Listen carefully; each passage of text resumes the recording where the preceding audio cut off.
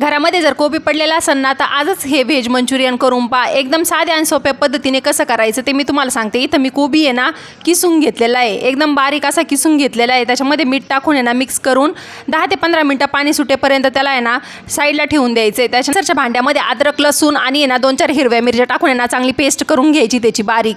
त्याच्यानंतर कोबीतलं आहे ना ते पाणी सुटलेलं ते पूर्ण आहे ना काढून घ्यायचे. त्याच्यामध्ये आहे ना अर्धा वाटी आहे ना मी तांदळाचं पीठ, अर्धा वाटी कॉर्नफ्लॉवर म्हणजे मक्याचं पीठ आणि अर्ध्यापेक्षा कमी वाटी आहे ना मैदा घेतलेला आहे. त्याच्यानंतर त्याच्यामध्ये अद्रक लसूणची पेस्ट, चवीपुरतं मीठ, थोडासा आहे ना डार्क सोया सॉस आणि टोमॅटो केचप टाकून मी आहे ना खाण्याचा जो कलर असतो ना तो टाकलेला आहे. त्याच्यामध्ये पाणी न टाकता त्याला आहे ना चांगलं मळून घ्यायचे. तोपर्यंत आपण आहे ना गॅसवरती कढई ठेवून आहे ना त्याच्यामध्ये तेल चांगलं गरम करायला ठेवायचे.